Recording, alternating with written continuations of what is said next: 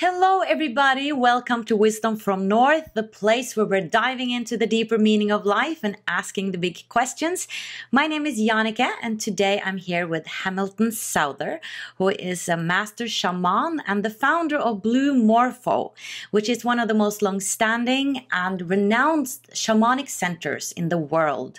And this center offers Amazonian ayahuasca retreats designed to help people have spiritual transformation through shamanic traditions and mystical experiences and their very own activated, balanced consciousness. Hello, Hamilton. Welcome. How are you? Hi, thank you very much for being here. I'm doing really well. It's a real pleasure. Wonderful. You know, I saw this documentary online with you on YouTube. It was very good. That was where I was really introduced to ayahuasca, because on my show, like, I asked people topics to bring up, and very many people wanted me to bring up ayahuasca. And I hadn't heard about it before. So I started doing research and I found this documentary, which I found was so good because instead of, like tourists going all the way to Peru and finding maybe shamans that are not legitimate and stuff like that, you're out there, showing how this process is, how the ceremonies are going. And so people can feel really safe. So I feel like I have the right person to really delve into this topic with. Absolutely. I'd be happy to go into all of it. Yeah, wonderful. And what I find interesting, like before we talk about ayahuasca, is your journey, because you were an atheist, like you didn't believe in spirit at all, and you were this guy, studying in Colorado. Correct, yeah. And then you went home to your mother in California and you were lost. And can you tell us about this experience and this, I don't know what to call it, transformation that led you all the way to Peru? Sure. Yeah, I had just graduated from the University of Colorado at Boulder. I studied anthropology. And I think like many people just out of the university, I had kind of a lack of direction or understanding of where I wanted to go. And I had been through a number of different traumatic experiences that had kind of shaped an opinion that I had about life. And I didn't see that the current life that I knew had much direction or much purpose or anything that really felt centered or pure to me. And so it was a very lost time and it was a very dark time in my life. And then my mother really gave me the opportunity and the idea to turn to spirit as a solution for the problems that I was experiencing. And like you said, I didn't really believe in spirits in any kind of way or had any kind of a spiritual background or religious background. And so for me, the concept was very foreign. It was very odd. But I really thought to myself that the only way to know one way or the other would be to do it, to reach out to spirit, to ask for help in that way. And what happened after that was beyond my wildest imaginations, because on one side I didn't have any experience in spirituality, and on the other side I had this background in science and a desire for something to be real and for something to be shared and for something to be known that if it were real or legitimate, it would be able to be shared between people. And I didn't see exactly how spirituality worked like that yet. And so it seemed to be lost in a realm of belief that I just didn't understand. And so I did it, and the ramifications were vast, obviously. The ramifications were the next 15 years of my life. But in a very short period of time, like, within 24 to 48 hours of kind of this act of giving my life direction back to spirit, I was having spontaneous visions and deep calling, and in those visions having very concrete experiences. They were not just delusional fantasies or imaginations. I had tapped into something much greater.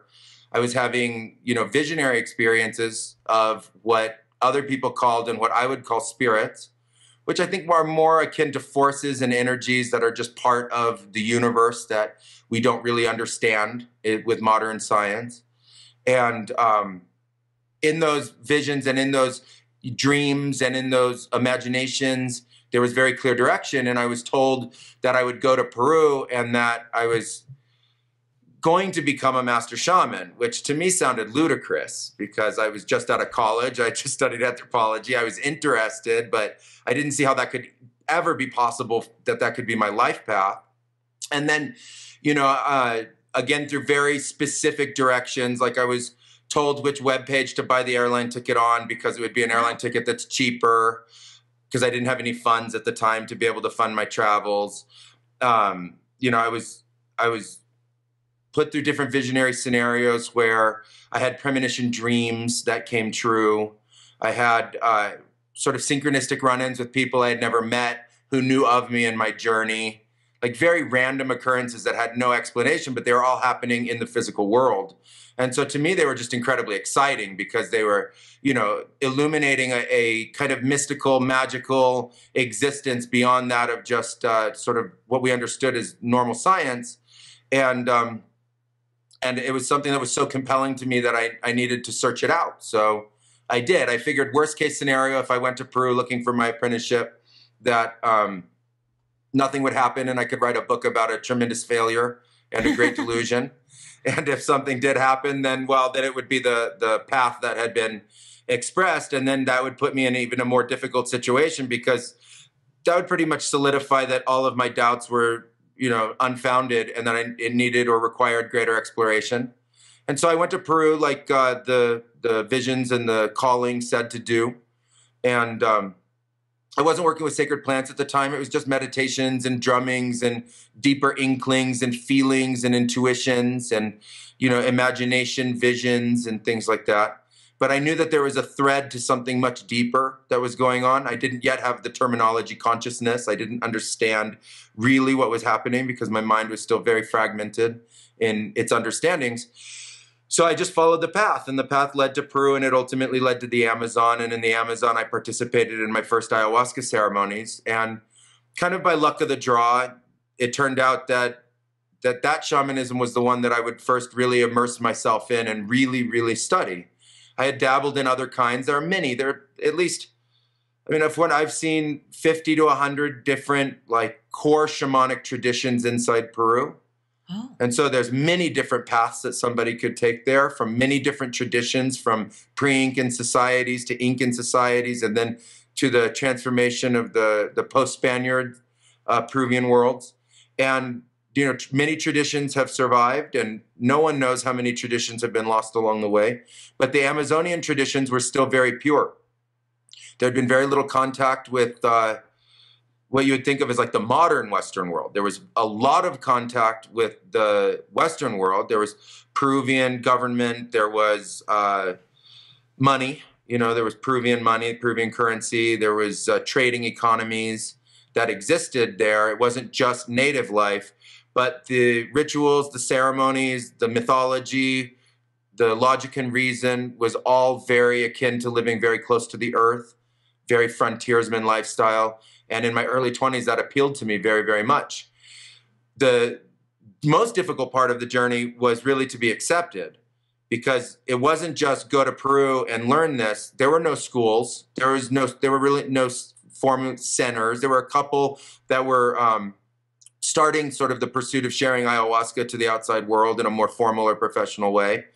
And I started really out of apprenticeship. I wanted to learn. I wasn't there to create a gateway or a bridge for others at first. It was just simply for me to be there and to learn the shamanic practices, really with an emphasis on them being real, not made up, not just charlatanism, but something deeper than what our current understanding was of spirit, of mysticism, of the spiritual paths, and the use of sacred plants as forms of medicine.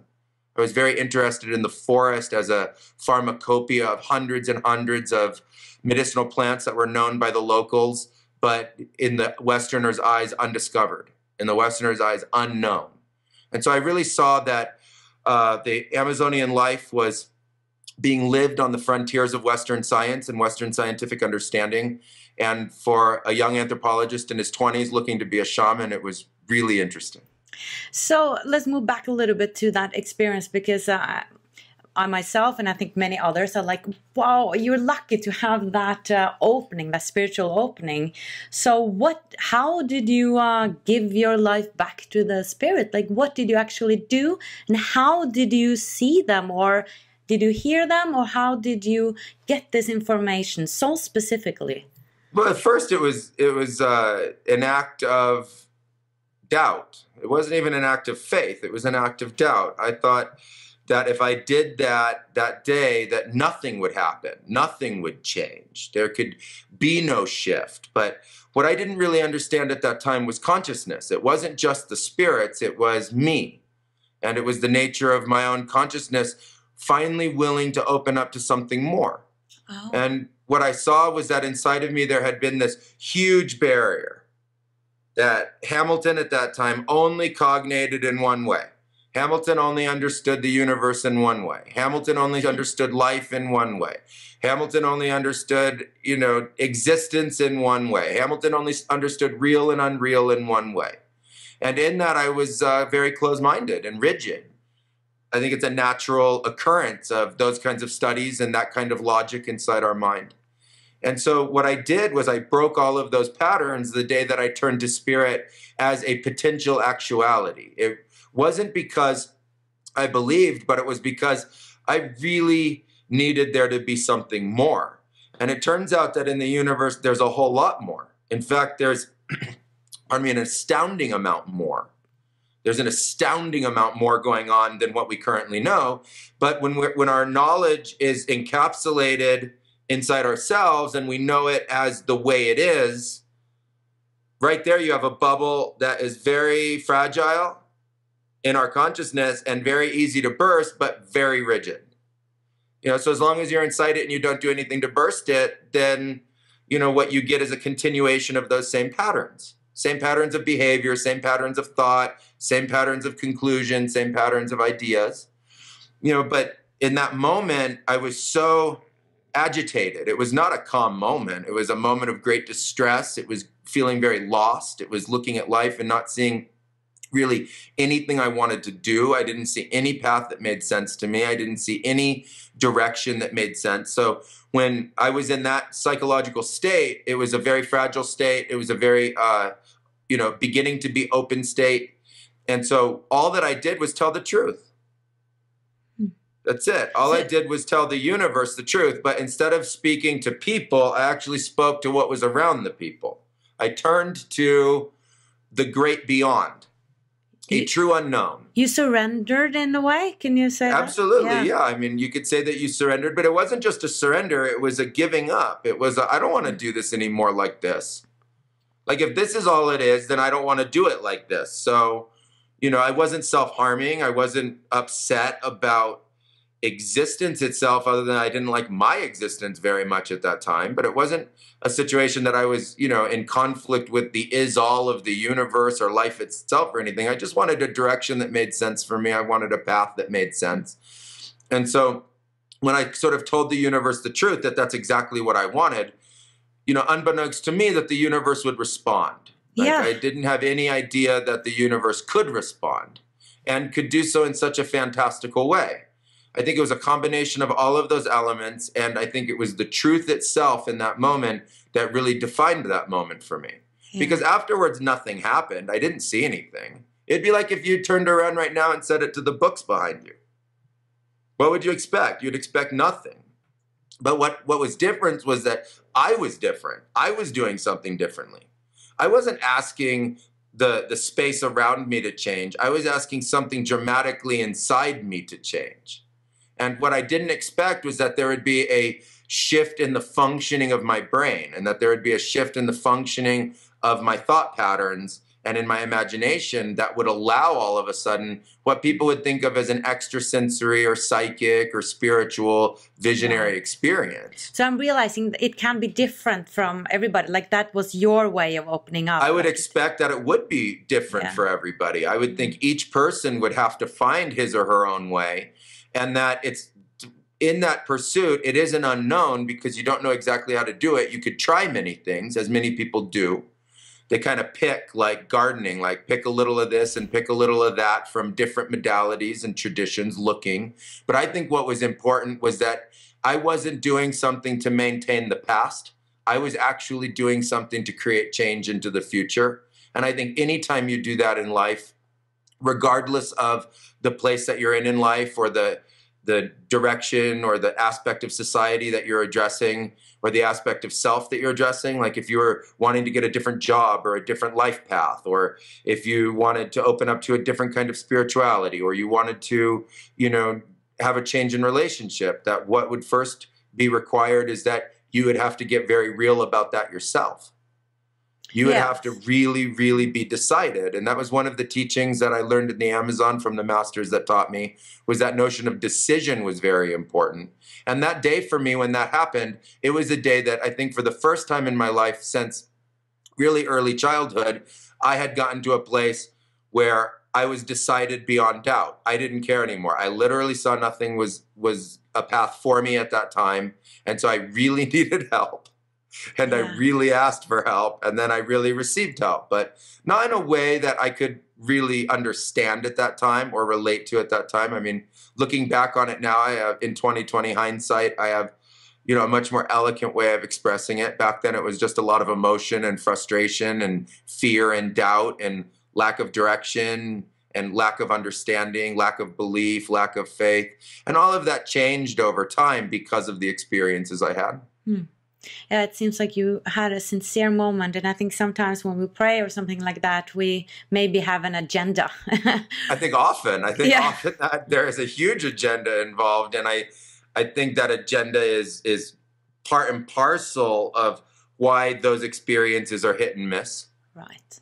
Okay, so let's move all the way to Peru in a way. Sure. So you met a specific shaman, didn't you, that really helped you? Or two, actually. Really, yeah. It took me a while to get to them. You find out that to be accepted in the Amazon, like I said, is really difficult, that it has to be earned. And we don't really have that concept in the West. In a way you do if you want to apply to a school or a private school or a college or something like that, and you have to, pass different tests and exams, and you have to be accepted to it, and you have to more or less explain why. In the Amazon, you have to be selected. And that's just a very different process. They have to get to know you. And to select outside of their blood relatives and bloodlines is a really big deal. They normally don't do it because there isn't the same bonds of familial trust. And so that was the next part. I mean, but they were expecting you, weren't they? Yeah, in a way. I mean, yes. They had visions that I was going to arrive for 10 years before my arrival, which is very hard for me to fully grasp, because that means that they started having visions of me when I was 13 or 14 years old. And I had lived from 13 to 14 through all of the processes to finally get to them. And so that was just very difficult for my mind to really understand. But even more difficult was to understand why they didn't tell me for the first 8 or 9 years. They didn't tell me, or maybe not that many, maybe 6 years or so, yeah. About 6 years, they didn't tell me. And it was only in the filming of the documentary did they finally tell me about their vision. Oh. So in the time that story was released in that film was the first time that I heard that same information. And I went to Alberto after the filming, and I said, "Wait, you never told me? That could have helped me tremendously." Yeah. And he just said to me, it wasn't the moment. Right. That's the teaching. And then I go, "Why now?" He goes, "It was the moment." That's it. That's what you're dealing with, right? Yeah. They're not getting an exact real explanation or anything. So, So how were you introduced to ayahuasca? You the first time? I had been traveling looking for this sort of calling, this prophetic direction that in my mind at that time was either going to be, like I said, tremendous failure or success. And like I said, the directions were really clear. It was get a Lonely Planet guidebook and backpack through Peru, and every day you will know where you're supposed to go next. Wow. That was the direction. So, and I said, so how? And the answer was do for us what others would call a meditation, a simple trance, a simple sitting, or a simple lying down. And we use consistent rhythms, drummings, rattles, things like that to help maintain that brain state or that brainwave state. And, in that process, I was supposed to then do that every day. And every day I would be told where I would go the next day. And for over 2 months, it worked perfectly just like that. And so everywhere I went, I trusted. And everywhere I went, I knew that that was just where I was supposed to go. And I knew that it was ultimately going to, at some point, wind its way to the Amazon, and that I would try ayahuasca. Not for any reason other than the fact that that's what I was told. It was like, you will try ayahuasca. I had only heard of ayahuasca a couple of times before that. I had read a couple of books where it had been mentioned, but that was it. And it seemed like a more fantastical experience than possible in the way that it was written. It seemed more intense than possible. It seemed crazier and out there and more visionary and more colorful than possible. And so I went in, again, I mean, doubt was, I think, probably like the strongest, most consistent experience at that time. And I wound my way to the Amazon, and I knew from the guidebook, every time I read the guidebook, there was a name in the guidebook that kept coming up as like, you have to go meet this person. You have to meet this person. And it turned out that that person was the only one that guided out to where Julio and Alberto lived out of the entire city of Iquitos, out of all of the jungle guides. They kind of have different zones that they go to, or different areas. And that turned out to be the only guide that only guided to that part of the forest. And you knew you were meeting those two shamans? You had heard that? No, I still didn't know of them yet. It took, to meet them in person, it still took a year. Okay. It took a year beyond this point in the history. I just, I simply went there knowing I needed to meet that guide. It turned out that that guide was working with a different shaman at that time. And so we went out into the forest together. I met that guide. I contacted that guide to take me into the forest and take me to a shaman that could, you know, perform an ayahuasca ceremony. At that time, nothing that like I said, I had read 2 firsthand accounts. I knew nothing about it. I knew nothing about the shaman. I knew nothing about what they did. I knew nothing about their practices other than that they held these ceremonies and that they were for different purposes, and that I wanted to have the experience. And so we went deep into the forest. It turned out to be the location where I first drank was within 400 or 500 yards of Julio's house, separated by bends of river and, you know, pristine forest. He was not included. He wasn't out there at that time. And otherwise we would have gone to him. But because he wasn't there, we went and found another shaman. And we worked with him for 2 ayahuasca ceremonies. And in the first ayahuasca ceremony, I had the vision that I needed to stay there in that location, and I needed to apprentice there. And the first experience with ayahuasca was the most difficult, scariest, most intense, bar none, 10 times worse than any of the accounts that I had read. And it seems like that's common, though. After it's very common. The first time common. Is pretty awful. Yeah, and it depends on the dose. I also was given an extremely huge dose of ayahuasca. Okay. So, you know, I would probably drink like 1/100th of what I was given. And that's very common to the ancient traditions in the Amazon, to give you a dose large enough that it completely obliterates your ability to maintain a consistent linear expression of thought or consciousness. Which means that you have to really trust that shaman. Like you have to really trust that shaman. And it turned out that that shaman I first worked with was not a good person. Oh. And it turned into a very terrible exchange, which was, you know, very hard for me to understand how that was the nature of the guidance. But I really think that that was the first breaking out of my reverie and naivete. Okay. And that I needed to, you know, understand that, to be able to find some people that really practiced medicine, that were really there for the healing arts, that really, really knew the ancient arts of the medicinal plants. And that's what I was looking for. And I didn't understand that there were different kinds of practitioners. And I didn't understand that in the Amazon there are 40, 50 different kinds of shaman, and that many of them use all the same different plants, and that they're differentiated by their practices, not by the plants they use. And that's a common misunderstanding in the Amazon, is that when Westerners come, they think, oh, ayahuasca shaman is ayahuasca shaman. Right. And find out there's like 15 or 20 different kinds of ayahuasca shaman. You know, it just means, ayahuasca shaman just means person who has trained in ayahuasca, not person who has trained in specific practices in ayahuasca. And so I had to learn that within their society, there was a much deeper sophistication going on. And that there was also a great difference in the capacities of the different practitioners, and that it really was a mystic art, and it wasn't just drink this liquid and drink this tea, because ayahuasca is just a tea. It's a combination of plants that are boiled together, that in the boiling together of the plants turns into this magnificent substance that is, you know, only limitedly understood, and so very easy to make, but incredibly difficult to wield, incredibly difficult to practice with, incredibly difficult to guide, incredibly difficult to manage. And that's where the artistry of the shamans really, you know, came into account. In my case, I didn't know any difference when I started. And so the first two shamans I worked with turned out to be what I would call shamans that I would prefer to have nothing to do with. Okay. I don't know what name to give them, but, you know, or what label to put on them, but just like, yeah, they can do their thing. I'm going to go over here and do my thing. I don't need to be involved in their thing. Their thing is not interesting to me.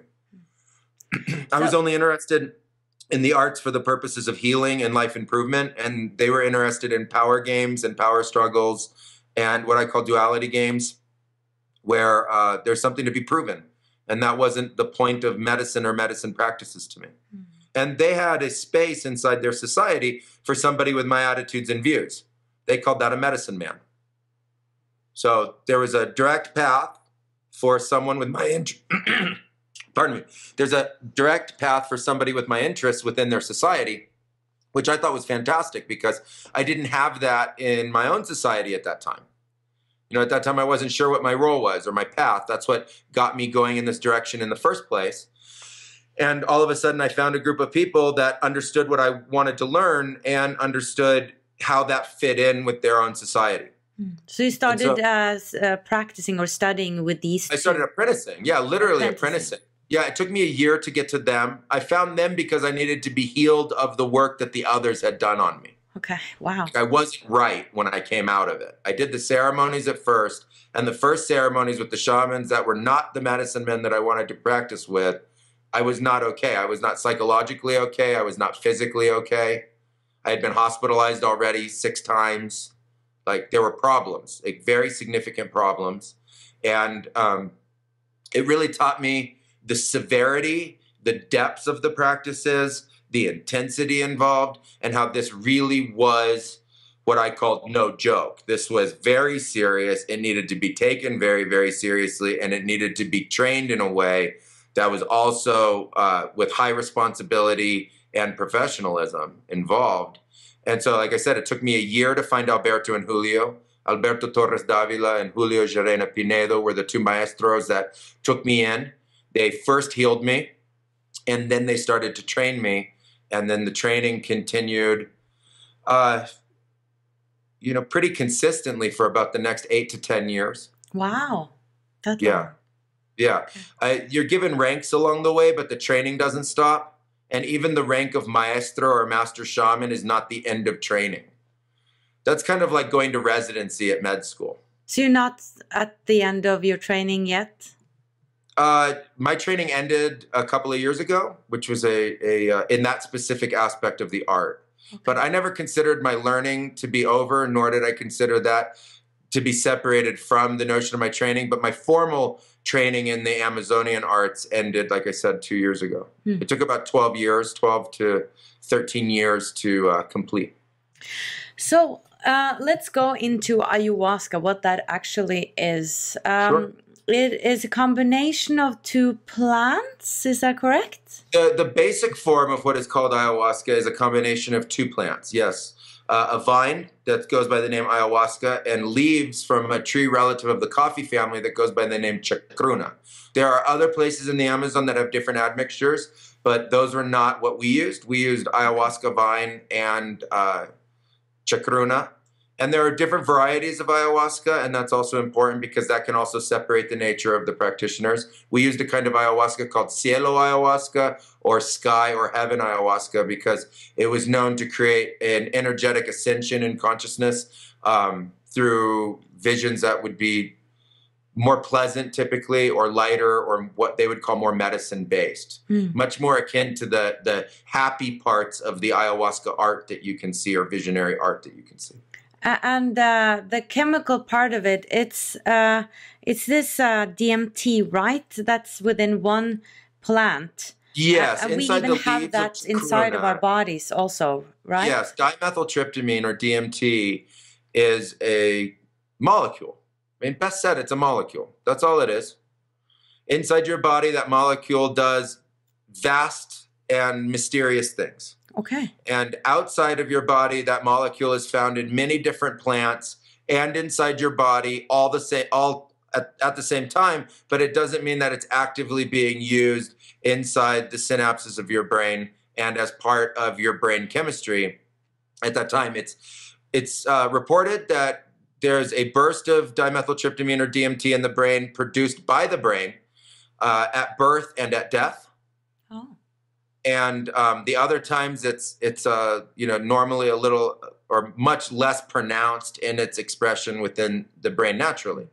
So shamans figured out how you could combine the plants. And that's interesting because there are like 50,000 different plants or so in the Amazon. Oh, absolutely. I don't know how many, but it's so vast. You know, there are just hundreds of medicinal plants, and then the rest of them are just considered sort of the biomass. So how did they know that these two plants? You know, in the mythology of the forest, which is what is sort of the background or the oral history, it's just simply said that there's a time in our history, very, very deep in our history, where plants, animals, and people spoke, and that there was an exchange of knowledge between all of them, and that's how the people learned of the nature and the ways and the spirits of the animals, because the animals shared that nature, and that the plants did exactly the same thing. That's the explanation for that they give.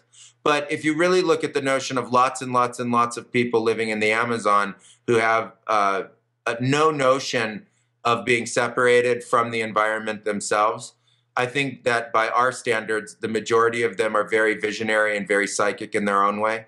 And they're able to hear things that we would find impossible. Right. That they're able to combine a very deep, almost like walking meditative state in the forest where they're able to receive from the forest and the plants a notion of energy or vibe that can be translated into practical understanding. Like I watched that happen when I was in the forest. Okay. Right? I watched people ask to the open the notion of spirit and then be guided to specific plants in locations of the forest that they had never walked. So I need to find X plant. There's no GPS to take me to Whole Foods or Natural Grocers or the grocery store or to find that thing. There's no nursery to go to. It's just a forest filled with plants. And they have a way to navigate that forest in extrasensory mechanisms that are not yet fully understood. And I found that, like I said, fascinating. You know, and so the plant combinations are vast and are as specific and as interesting as Western pharmacological science and chemistry to create pharmaceutical medications.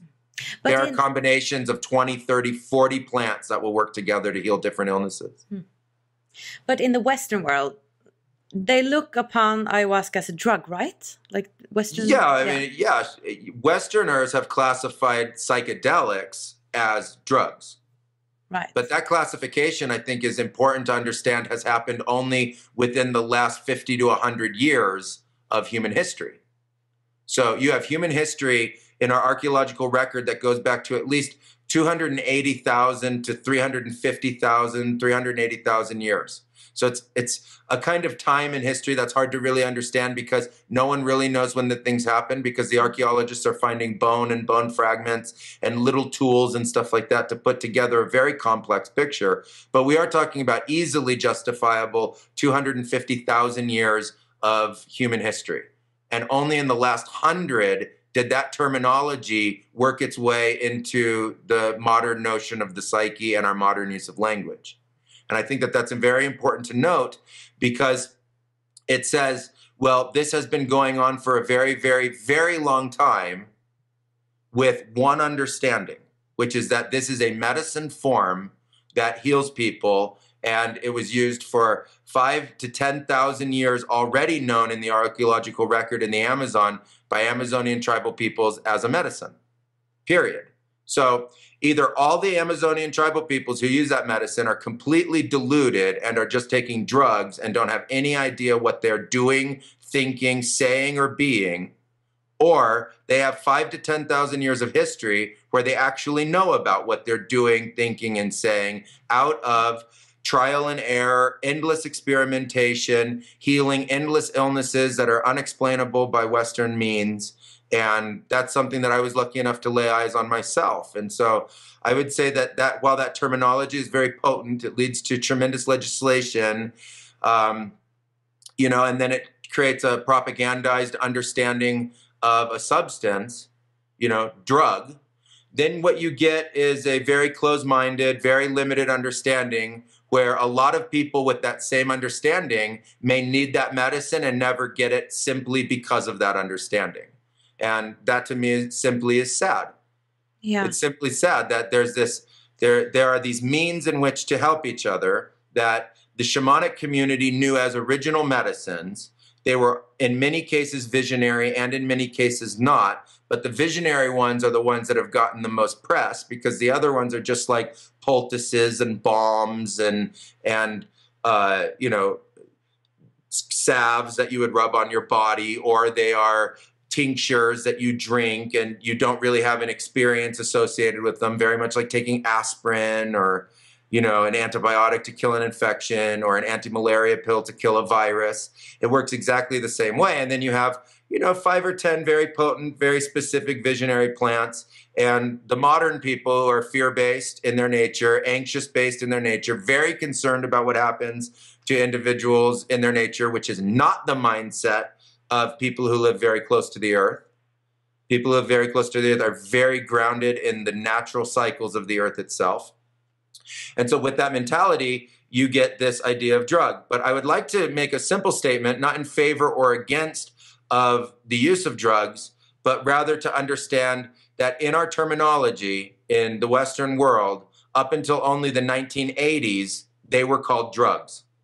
Antibiotics were drugs, aspirin was drugs, Tylenol was drugs, Advil was drugs, acetaminophen was drugs, fever-reducing medication were drugs. And at least where I grew up in the United States of America, every single quote-unquote pharmacy was called a drugstore.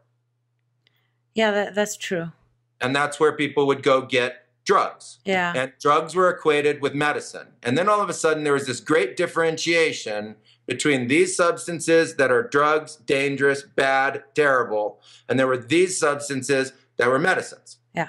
Now, in support of that, I would simply like to say, or pose the question, to that mentality or that understanding, why is it now that Johns Hopkins, the National Institute of Health, the VA, the Veterans Association of Veterans Hospitals, are looking to psychedelics and now, only now, psychedelic research, when we've known of these substances for thousands of years, where they've been proven for thousands of years to treat psychiatric and psychological illness, that we are now only opening up our scientific mind to the nature of that research.